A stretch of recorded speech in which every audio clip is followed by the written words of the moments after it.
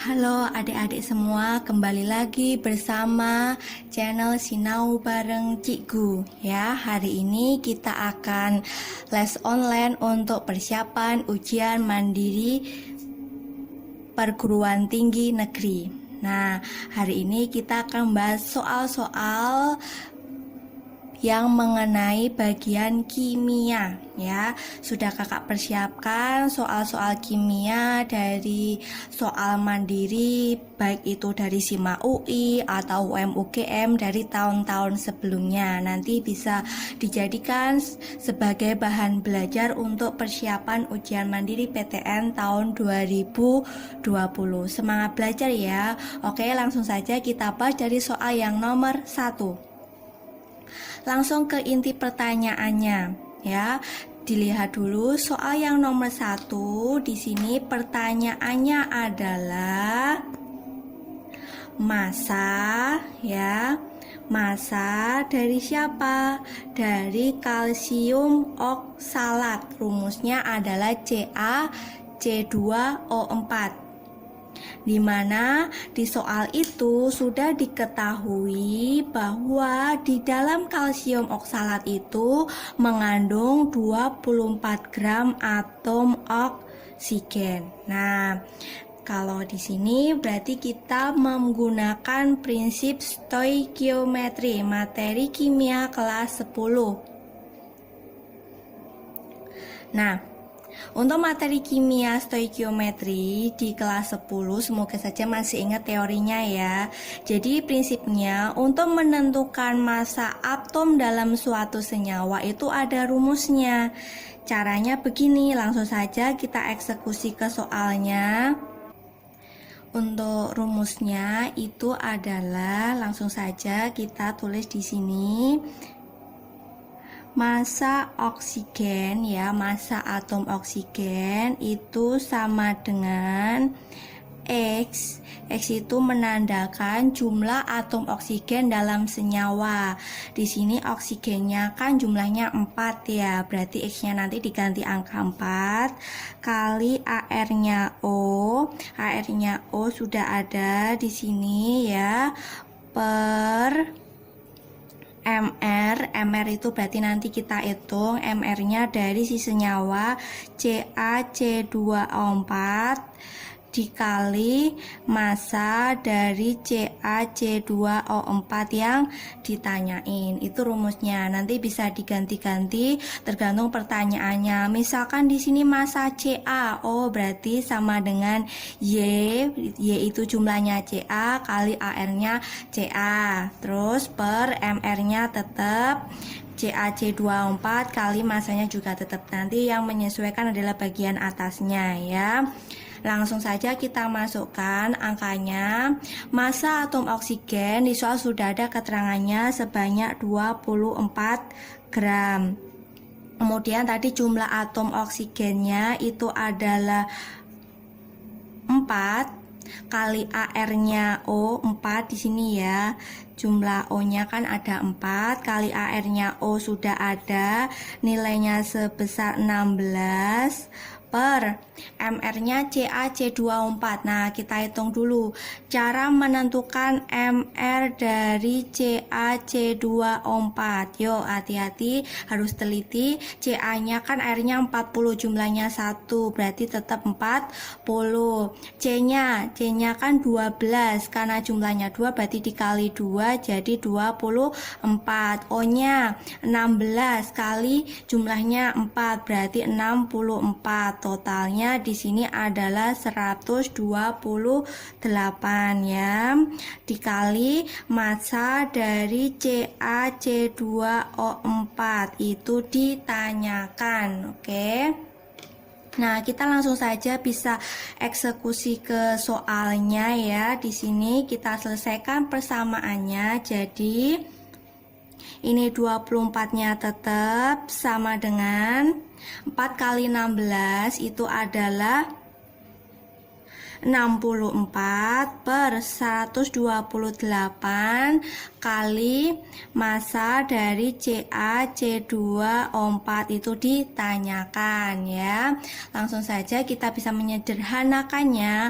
64 dengan 128 kan bisa dicoret ini jadi setengah, kali silang jadi ketemunya massa CaC2O4 24 kali 2 48 gram. Jadi kesimpulannya massa si kalsium oksalat atau massa senyawanya adalah 48 gram. Jawabannya yang C. Terlihat mudah ya. Jadi rumusnya jangan lupa di sini yang warna hijau ini ya, menentukan massa atom dalam suatu senyawa. Oke, kita lanjut soal yang kedua. Jadi soal yang kedua ini saya ambil dari soal asli SIGMA UI tahun 2019 ya. Yang bagi siswa ingin masuk UI nanti dipersiapkan untuk ujian mandirinya juga, kali aja rezekinya di ujian mandiri ya. Jadi semuanya perlu dipersiapkan, jangan mengandalkan hanya satu tes yaitu UTBK itu aku langsung pasti dan harus keterima, jangan seperti itu. Jadi kita menyiapkan semua alternatif untuk menggapai semua mimpi-mimpi kita. Nah, di sini pertanyaannya adalah langsung saja di nomor 2 bisa dilihat ya. Soal nomor 2 pertanyaannya adalah pH larutan setelah pencampuran. pH larutan setelah pencampuran. Nah, di sini kita lihat pencampurannya ada asam benzoat ya. Kita tahu asam benzoat di sini memiliki Ka. Ya, ciri-cirinya kalau suatu larutan memiliki Ka atau Kb pasti dia kategorinya lemah. Karena Ka berarti asam benzoat itu adalah asam lemah ya. Asam benzoatnya asam lemah. Kemudian di sini dicampur dengan KOH.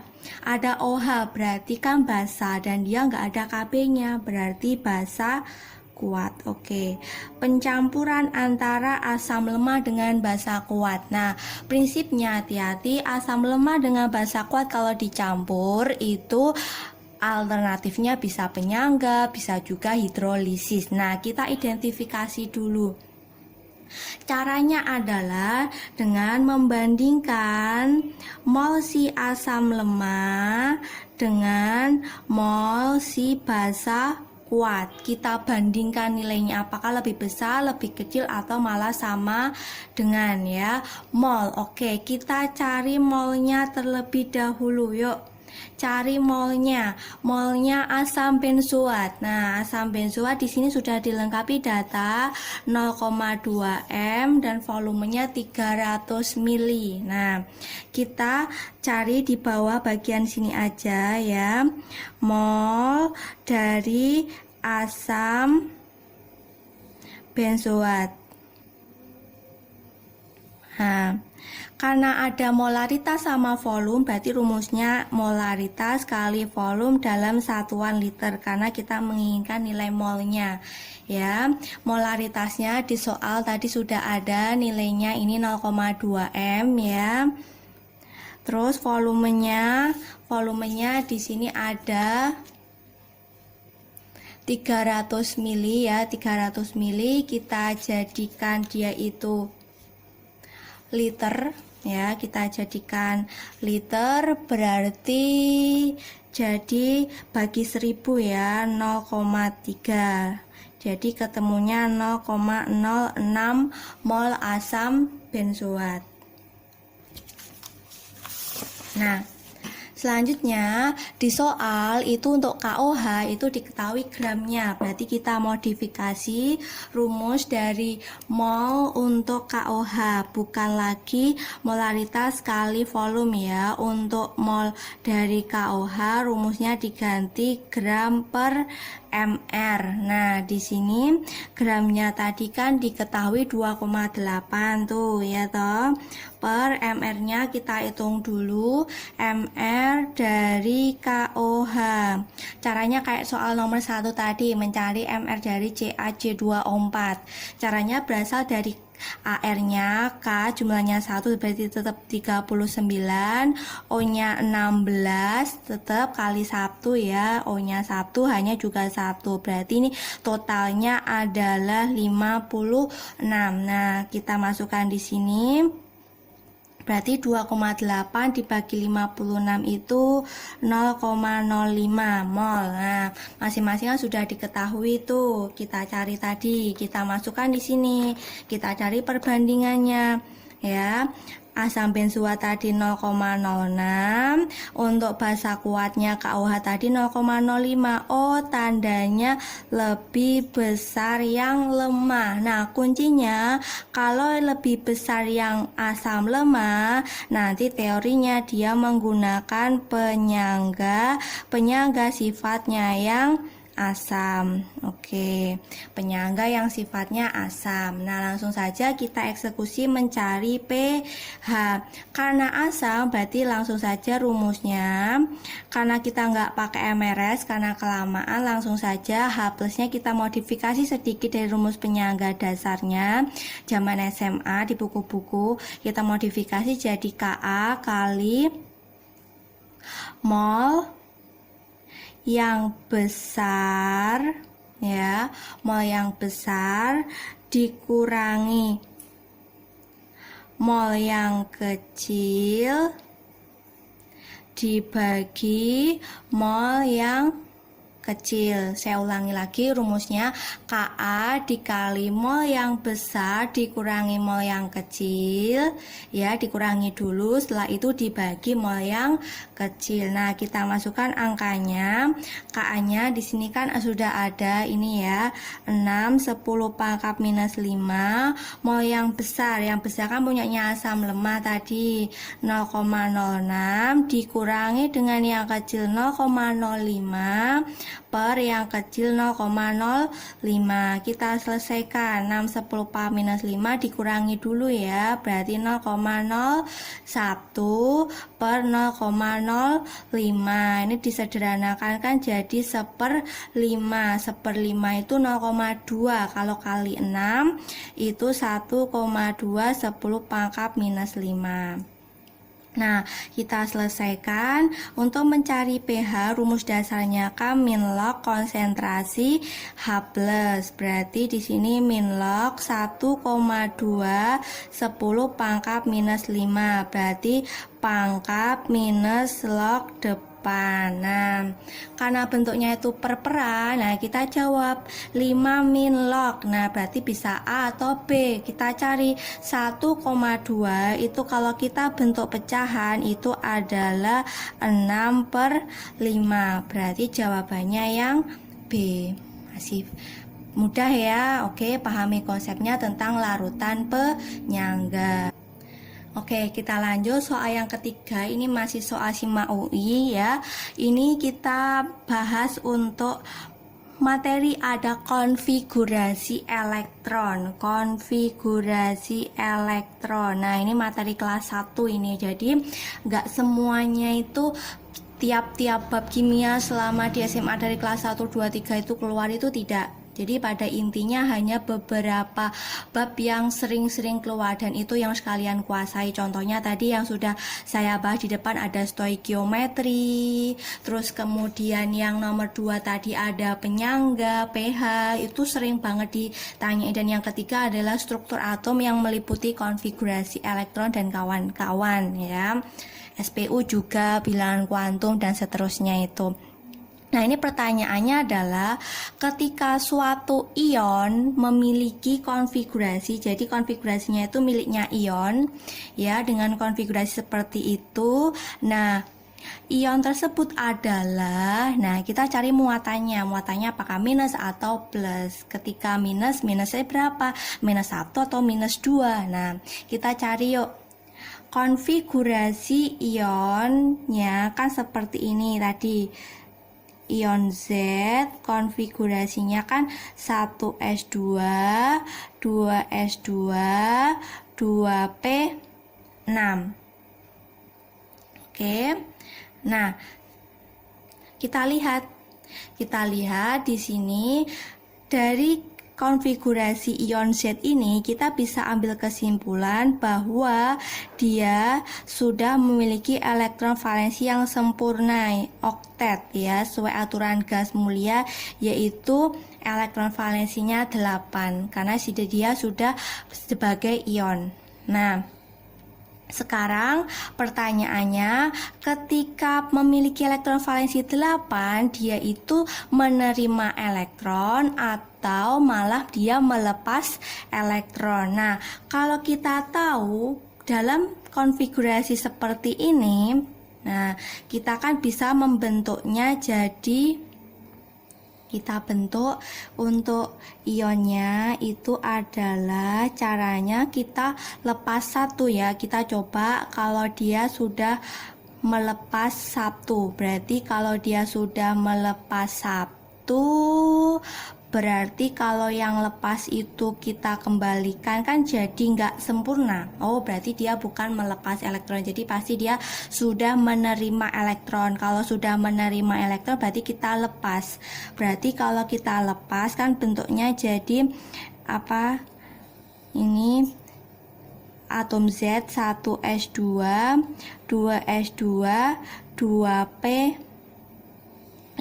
Ini dia memiliki elektron valensi 7. Nah, jadi di sini bisa diambil kesimpulan bahwa ketika awalnya si atom Z-nya itu dengan konfigurasi seperti ini ya, menjadi konfigurasi ion itu dia sudah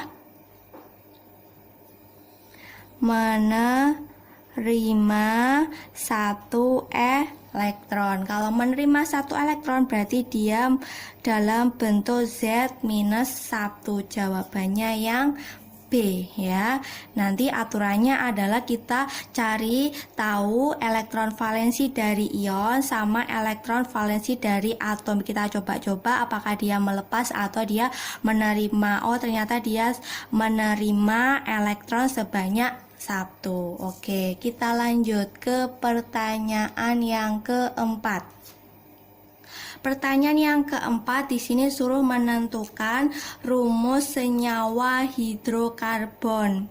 C-nya berapa, terus kemudian hanya ada berapa gitu ya. Nah, prinsipnya di sini menggunakan reaksi pembakaran. Hidrokarbon dibakar menghasilkan karbon dioksida dan air. Nah, kita tulis dulu aja seperti ini. CXHY, kita nanti mencari X sama Y-nya, ditambah O2 ya, oksigen, menghasilkan karbon dioksida itu CO2, sama air itu rumusnya H2O.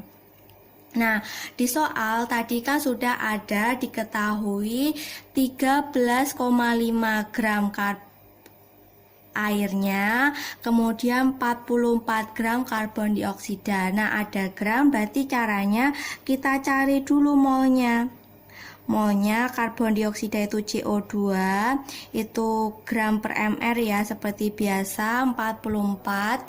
Ini mr-nya CO2, jadi C itu tadi di depan sudah ada 12, O-nya itu 16 kali 2, 32, tambah 12, itu jadi 44, hasilnya adalah 1 mol ya. Kemudian molnya H2O itu 13,5 gram O sama H2, berarti itu mr-nya adalah 18, hasilnya ini 3/4 atau 0,75. Saya bentuk gini aja biar enak, 3/4 mol. Nah, kita masukkan di sini ya. Perbandingannya kan ada 1 mol CO2 sama ada 3/4 mol. Nah, di sini karena aturannya dalam stoikiometri itu perbandingan mol sama dengan perbandingan koefisien. Jadi langsung saja ini koefisien CO2-nya 1, koefisien H2O-nya jadi 3/4 ya. Oke. Nah, sekarang kita masukkan biar nanti enak perbandingannya. Jadi untuk CO2 sama H2O-nya ini semuanya saya kali 4 ya. Berarti jadi 4 CO2 sama 3 H2O ya. Setelah itu kita sandingkan dengan CX HY plus O2. Nah, kita lihat itu penyetaraan reaksi ya. Penyetaraan reaksi C-nya kan di sini ada 4. Oh, berarti X-nya itu hasilnya 4. Kemudian hanya di sini kan totalnya 6 ya. Berarti di bagian Y-nya itu juga 6. Oh, ketemu. Jadi rumusnya itu adalah C4H6. C4H6 ada jawabannya yang B. Nah, kita lanjut soal yang kelima ya. Ini soal yang kelima saya ambil dari UM/UGM tahun 2019 bagi pejuang yang ingin masuk PTN. Di sini ada saya ambil sampelnya UGM, semoga bisa bermanfaat buat belajar persiapan untuk ujian mandirinya.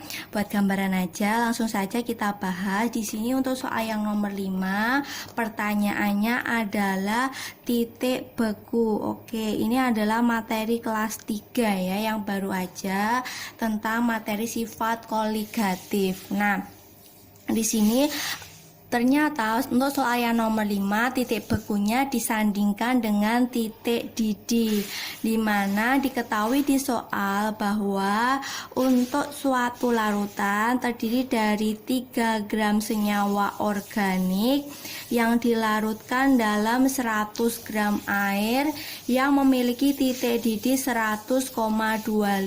Pertanyaannya mencari titik beku. Oke, kalau kita kaitkan di sini ya, kita kaitkan dulu prinsipnya. Kita menggunakan prinsip titik didih terlebih dahulu ya, karena di soal yang sudah diketahui titik didihnya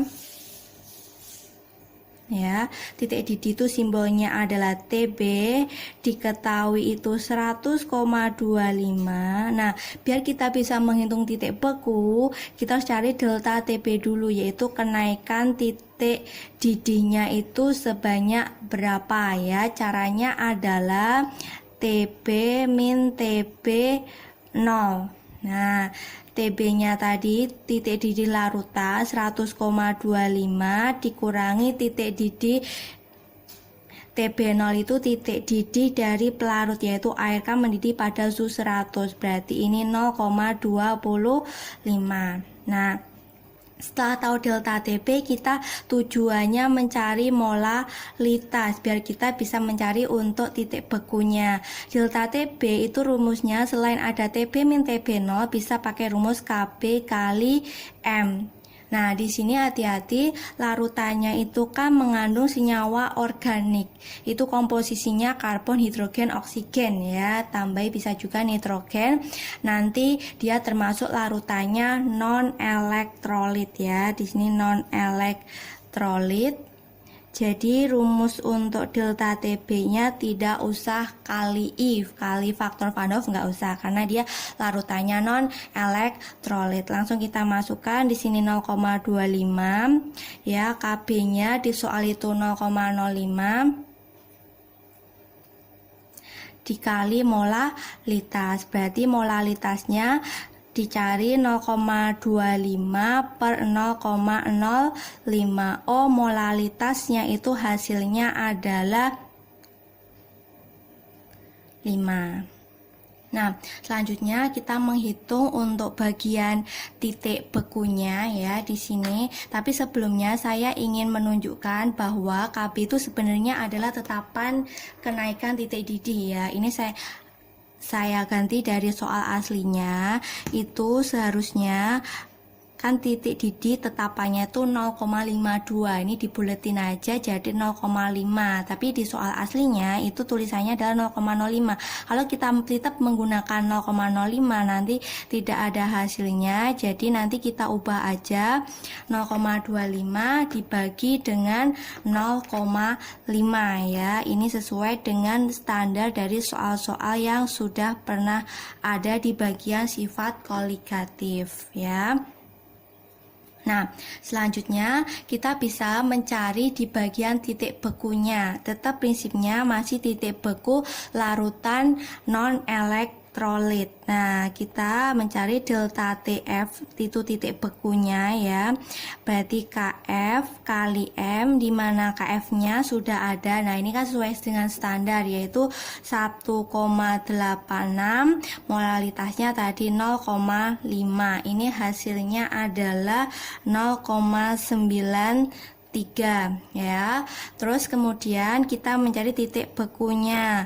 Titik beku itu tinggal langkah cepatnya adalah minus dari delta TF, atau kalau menggunakan prinsip itu adalah TF0 dikurangi delta TF. TF0 nya itu adalah 0 dikurangi 0,93, hasilnya minus 0,93. Jawabannya yang D.